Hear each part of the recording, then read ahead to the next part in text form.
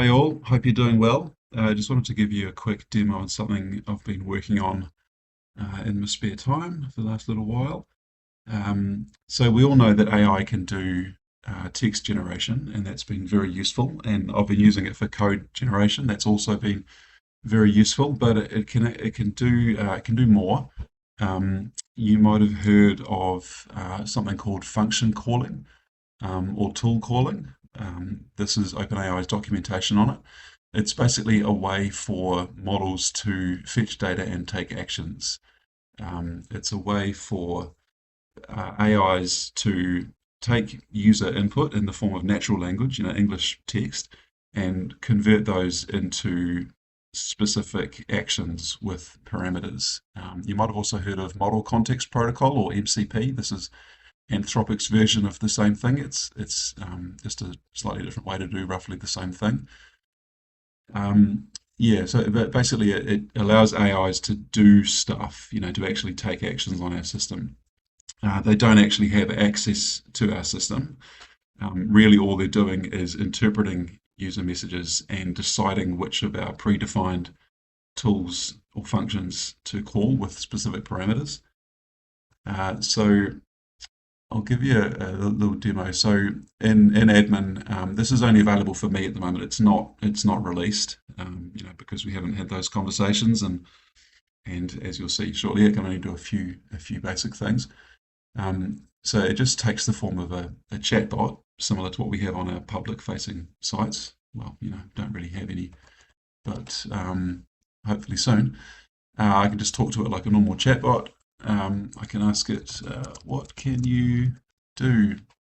And it will give me a list of the things that it can do. Hopefully, over time, this list will grow and it will, kind of generalize them into broad categories. Um, let's say I want to see my reviews, but I don't know where. It's not actually visible on this page at the moment. How can I see my reviews? And it's going to tell me where I can see my reviews. To see your reviews, follow these steps. Click on Review Center in the left sidebar. You might need to scroll the sidebar down to see it. So, oh yeah, it's right down there. But it can actually do stuff, as in if it says, would you like me to take you directly to the list of reviews for the Google Review Engine? And I'm going to say, yes, please. Press enter, and it will hopefully do it. It will take me there. So now I'm on Review Center, and that's great. I can say I want to edit the contact page. And I edit the contact page. And it says, to edit the contact page, you'll need to click on Site Center on the left sidebar, then click on Pages. Then you see the instant contact form. I don't think I have a contact page on this site. Let's say, how do I edit the About page? Sorry, this is my demo site. I don't actually have a contact page on here. I forgot about that. Would you like me to take you directly to the page where you can edit the About Us page? Yes. And it will eventually take me there. And then I'm on the About Us page and I can edit it. Let's try something else. How do I edit my phone number? So click on Site Center on the left sidebar, then click on Settings, then click on Phone Numbers. Be careful editing these numbers because your site has call tracking enabled. Would you like me to take you directly there? Yes, please. And it will take me there, and then I can edit my phone numbers. So that's basic navigation. And what else can it do? It can you resend my latest ROI report, please? Now this one is actually, I'm actually thinking this might be more useful internally for people like Maria. Currently, she can resend ROI reports using the specific ROI report page, but I thought, why not make it available via the system? It asks to confirm that the email addresses are correct. I've just got my address in fred@fred.com, which is my little test, my guy. Yep, that's correct. And it's gonna shortly tell me, one moment, that it has been resent. And it actually does it. What else? So it can answer questions, obviously about things that we can specifically answer. I often get questions from various people about, why sites were not, why sites didn't get an ROI report. There's a few things that need to be done for a site to get an ROI report. Why did my site not get an ROI report? And the logic for getting an ROI report, there's a few things that need to be done. We need the site ID and MYB. It needs to have a billing fee. It needs to have billing email addresses. Those kind of things. And I'll walk you through that in a second. But this can actually answer that question. What else can it do? The last little demo of an actual action.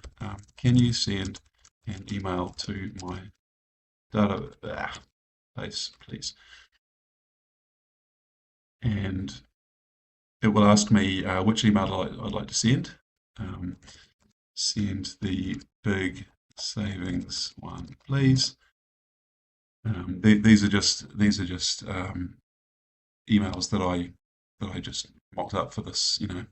Merry Christmas, Happy New Year, whatever. So yeah, I've said send the big savings one, please.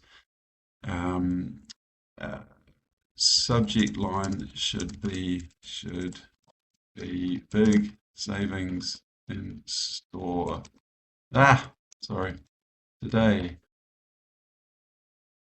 And it will say, cool. Do you want to schedule it for a specific date and time?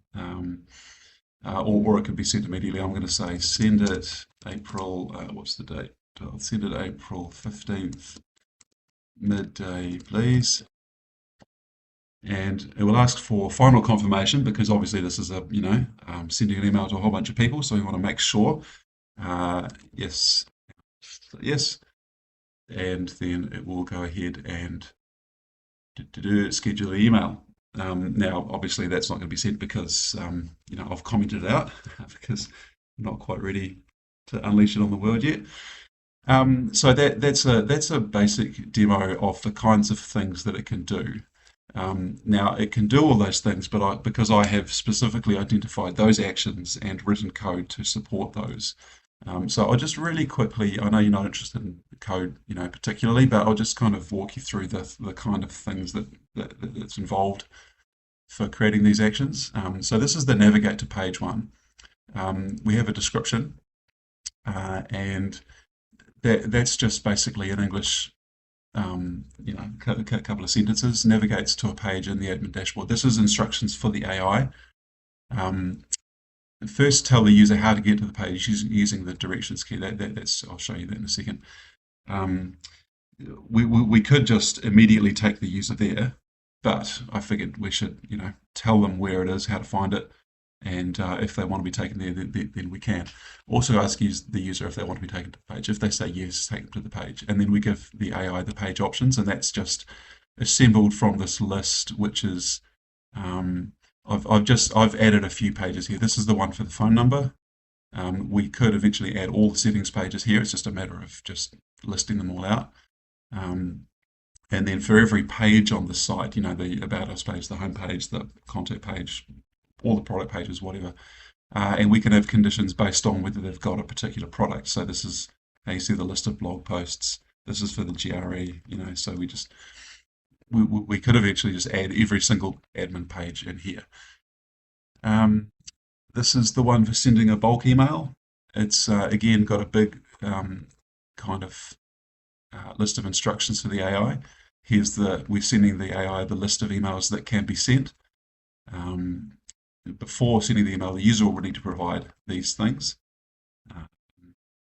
And then this one here, when all the information has been gathered, the user must give final confirmation that the email should be sent. So that's their final confirmation process. We have a bunch of parameters. Some of these actions take parameters, some don't. In this case, the parameters are the email ID, that's the specific email, the big savings one, whatever it was. Subject line, whether it's to be sent now or not, and if it's to be sent in the future, then when it's to be sent. And then there's the actual code to send it, which in this case is really just a few lines. Just as you can see, I'll comment it out for now. because we don't want it being run willy-nilly.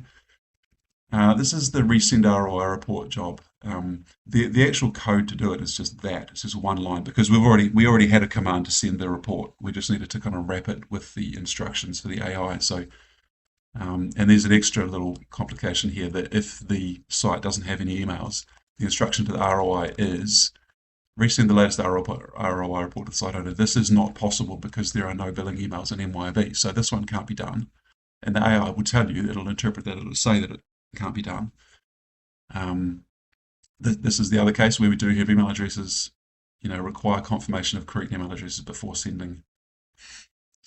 Fairly straightforward. And then this is the one that tells the user why the site is not eligible for the ROI report. So it just kind of goes through all of the things that are necessary for a site to get a report. It doesn't have a matching MYOB record. The site is unbilled, which is what we call like internal sites, like the WebGenius site, for example. Doesn't have any eligible products. Doesn't have a go live date. Has a go live date, but it went live after the end of the last month. The site has a total billing fee of 0. So it can go through these steps and tell the user why the site wasn't eligible for an ROI report.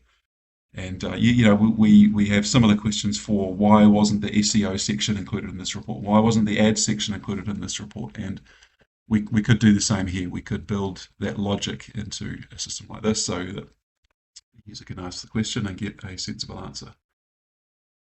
So the limitations, the all-important limitations, really it's just that we can only do things that have definable, like a definable action with definable parameters. It would be great if we could ask it to create me a page.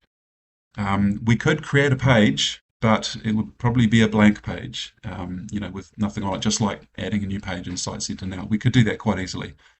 But creating a page with, a content and template, sections, sectors, all the things that we need. Currently, that's not a definable outcome. A page is just a bunch of content at the moment. All the work we're doing on the component library and the eventual goal of having a one-click site build process that will allow this to create a page. The AI could collect information on the topic. Extra information could come from the brief if there was one available and if the brief was relevant. It could walk the user through some questions to get information on what the page should be about. And then it could go ahead and build that page. But yeah, that would only be possible after we've done all the one-click site build work. What else? Yeah, so for the future going forward, if we decide that this is a thing of interest, if people are keen to get something like this happening, obviously we'll need to add more features. The things that it can do at the moment, it's not a huge list. One thing I thought of was possibly adding a feature to email me if the user wants to do something that the chatbot currently can't do. I want to be able to add a member to my database. AI currently can't do that, but it could offer to email me with a request, add this function to the chatbot, and we could just keep track of those and, eventually add that functionality, just knock them off as we go. Steve mentioned hooking it up to the phone system. Adding voice support to this would be reasonably straightforward. The browsers have built-in speech recognition. There are also really good voice recognition AI APIs now from lots of different providers. So adding voice support to this would be reasonably easy. Yeah, and I don't know, whatever else we can think of. Yeah, so that's it. I hope that all made sense. Let me know if you have any questions and and thoughts, comments, concerns, questions. That'd be great. Thank you very much for your time.